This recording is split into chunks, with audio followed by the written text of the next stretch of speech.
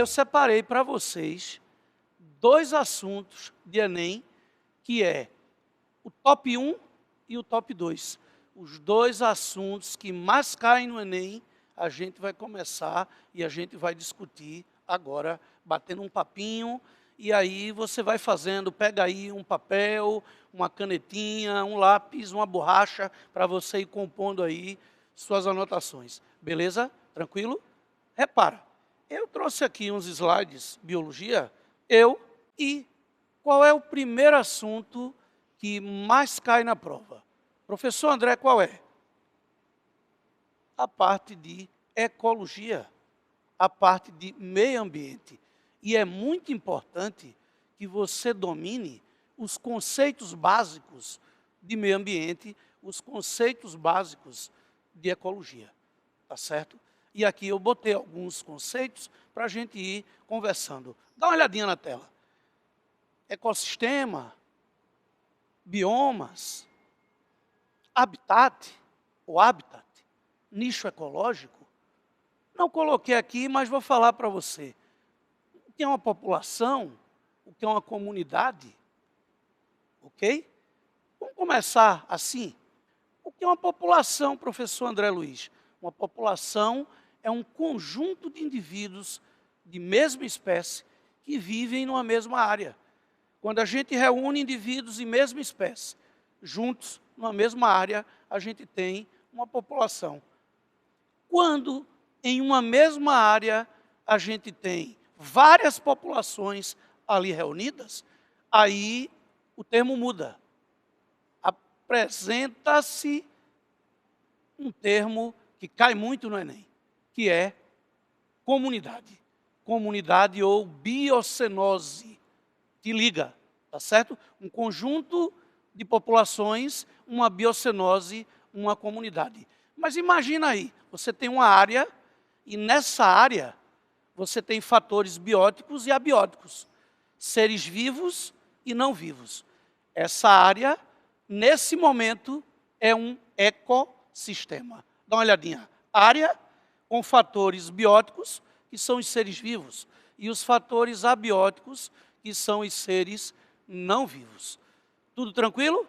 Está anotando direitinho? Está tudo legal? Vamos seguir aqui. Só que tem um detalhe. Os ecossistemas, eles podem ser terrestres, ter predominância de terra, terra firme. E quando os ecossistemas forem terrestres, tu vai chamá-los de biomas. Biomas internacionais e biomas nacionais. O André, me dá um exemplo aí de um bioma. A caatinga, o cerrado, os pampas, a savana africana, a taiga, a tundra, são biomas.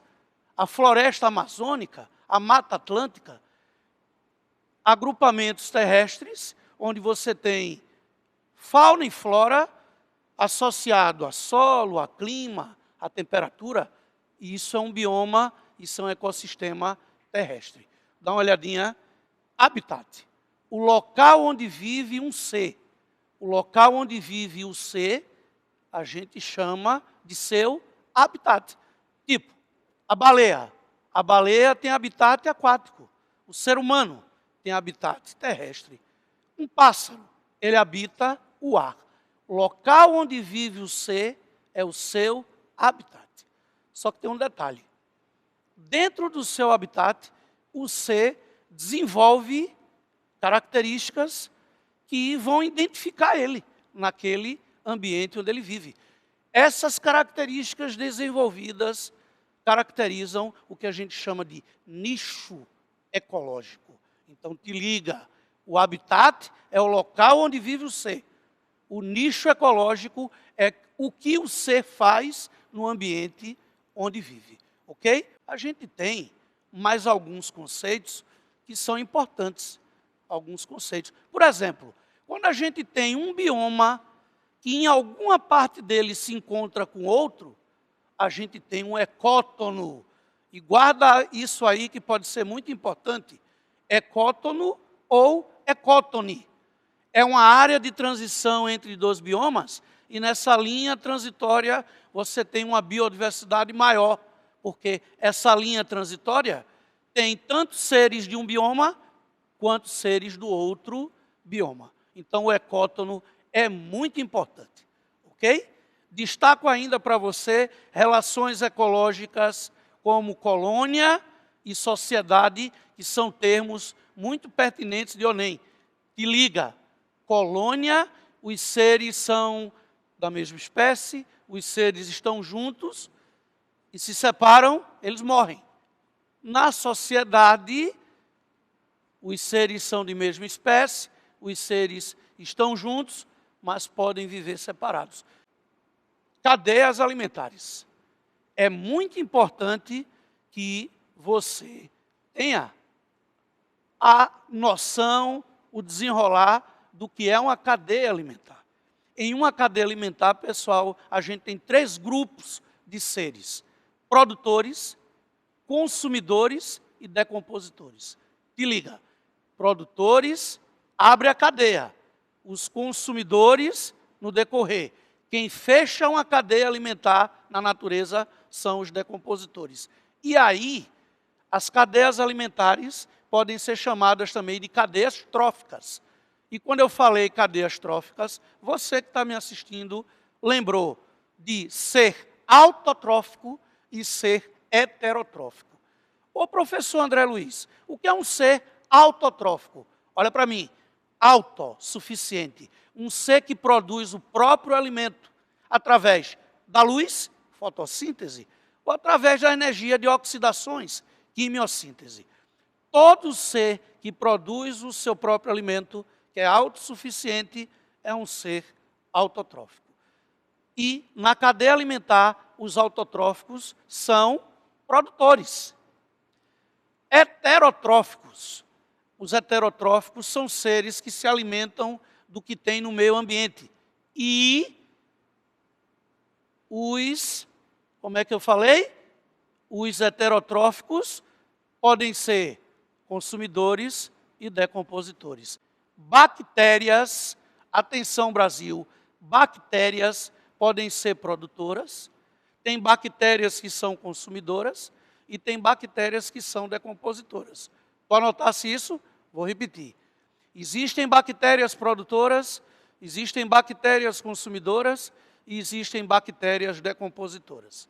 Ok? Então, os autotróficos são produtores e os heterotróficos são consumidores e decompositores. A gente tem a formação das cadeias alimentares. As cadeias alimentares. Produtores, na primeira coluna, algumas colunas de consumidores acompanhem. E os decompositores. Vem comigo. A folha é consumida pela formiga, que é consumida pelo tamanduá, que é comida pela onça. A onça morreu, bactérias e fungos transformam matéria orgânica em inorgânica. Entende comigo aqui. A folha é P, é produtora. A formiga que comeu a folha é consumidora primária. O tamanduá que comeu a formiga é consumidor secundário.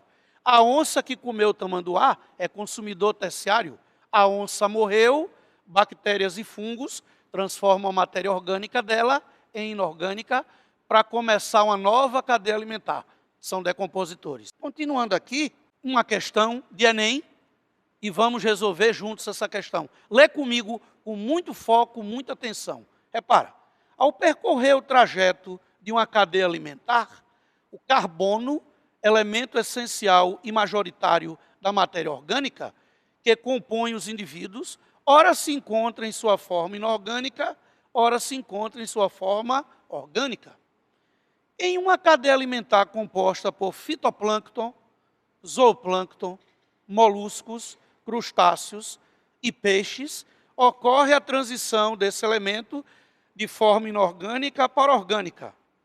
Em qual grupo de organismos ocorre essa transição? Preste atenção. A gente falou, quando estava falando de produtor, consumidor e decompositor, que o decompositor transforma a matéria orgânica em inorgânica. Ô professor André Luiz, quem é que faz o contrário? Quem faz o contrário é o produtor. E o produtor dessa cadeia alimentar acompanha, é o fitoplâncton. Professor André Luiz, o que é um fitoplâncton? São microalgas, algas microscópicas que vão alimentar produtores, assim, consumidores, aliás, de primeira ordem. Então, o fitoplâncton são as microalgas. E elas transformam o quê? Matéria orgânica em inorgânica. Quem transforma inorgânica em orgânica é quem? Te liga aqui. Te liga aqui. Quem transforma matéria orgânica em inorgânica. Olha para cá. Orgânica em inorgânica, bactérias e fungos que são decompositores. E quem é que faz o contrário? Que o quesito pede. Quem faz o contrário, olha para cá, é o produtor. E o produtor dessa questão é o fitoplâncton. Beleza, pessoal? Tranquilo? Citologia. Citologia é a parte da biologia que estuda as células. Parte da biologia que estuda as células. Citologia. Conjunto de células, tecidos e tecidos embriões. É a sequência. Citologia, histologia, embriologia. Porém, citologia é carro-chefe. Primeiro assunto, meio ambiente, ecologia. Segundo assunto, citologia. E aí é muito importante que você domine os tipos de células. Tipos de células. Quanto ao tempo de vida e tipos de células quanto à organização. Em relação ao tempo de vida, anota aí. A gente tem 3 tipos de células. Células lábeis, células estáveis e células perenes ou permanentes. Professor André Luiz, o que é uma célula lábio? Célula lábio é uma célula que tem uma vida curta e o corpo substitui periodicamente. Como glóbulos vermelhos, glóbulos brancos, não é? Professor, o que é uma célula estável? É uma célula que dá equilíbrio ao corpo e uma célula que pode ser substituída se for necessário. O corpo não substitui sempre as células estáveis, que são em maioria no teu corpo, no meu corpo, no nosso organismo. Um exemplo de células estáveis é células ósseas, células cartilaginosas, beleza? Professor André Luiz, o que são células perenes ou permanentes? São células que o organismo não tem como substituir. A gente tem essas células permanentes desde a fase embrionária e essas células vão acompanhar a vida toda do indivíduo. Beleza? Tranquilo? Seguindo aqui, eu separei os envoltórios, que é justamente para você dar uma lida na parede celular, que protege a célula, na membrana plasmática, que tem aquela troca de substâncias, para dentro da célula, para fora da célula, para o meio intracelular, para o meio extracelular. Essa permeabilidade seletiva. Essa permeabilidade seletiva, você estudando aqui envoltórios celulares, membrana plasmática, você vai encontrar o transporte passivo e o transporte ativo. Professor André Luiz, quando o transporte é passivo? Ele é passivo quando o gasto de energia for pequeno. Quando o gasto de energia for grande, o transporte através da membrana gasta muita energia, e quando gasta muita energia, a gente diz que o transporte é ativo. Te liga na difusão, tanto simples como a facilitada, que são 2 exemplos de transportes passivos, e na bomba de sódio e potássio. Na bomba de sódio e potássio, que está permitindo agora que você assista, escute, veja esse nosso aulão, entenda que é o fluxo neurológico. A transmissão do impulso nervoso é a entrada do sódio, a saída do potássio. Essa bomba te liga, Brasil, toda bomba, através da membrana, vai gastar muita ATP, muita energia. E toda bomba será transporte ativo. Você estuda isso aqui em envoltórios celulares.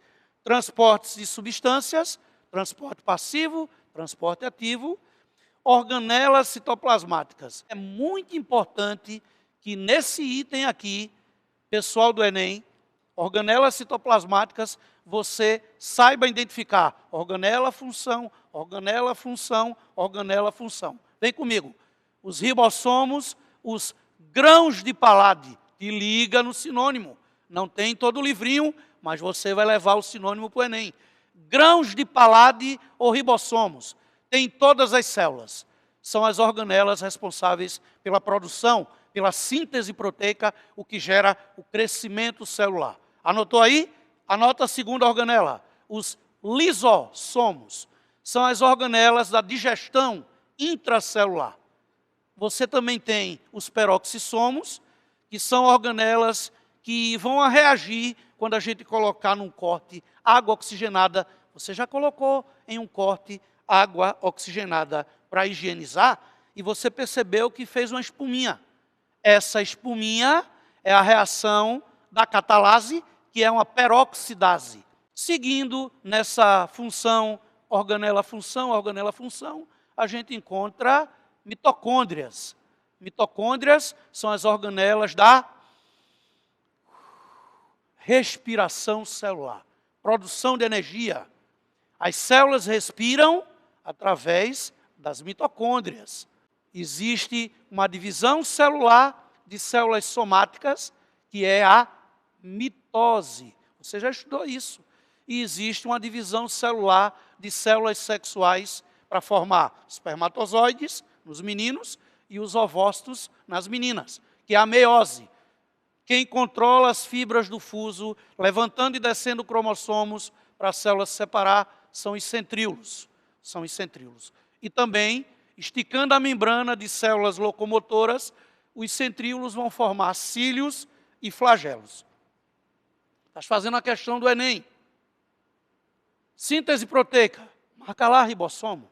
Digestão celular, lisossomos. Degradação do álcool da água oxigenada, peroxissomos.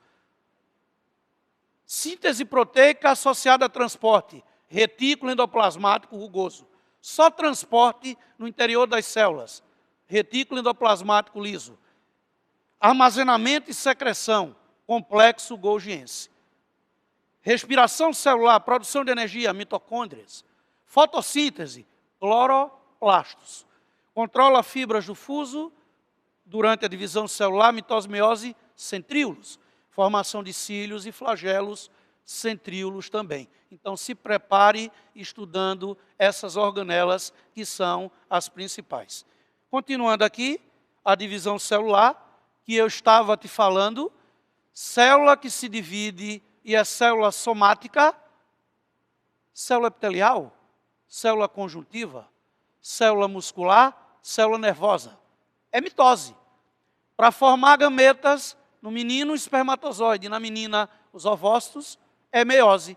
E aí você precisa ter o domínio prófase, metáfase, anáfase e telófase. Citologia é importante, segundo assunto. Meio ambiente, o primeiro assunto. Mas tem outros assuntos que você precisa também dar uma repaginada, uma olhada. Dá uma olhadinha em mórula. Em que, André? Mórula, blástula, gástrula, neurula e organogênese.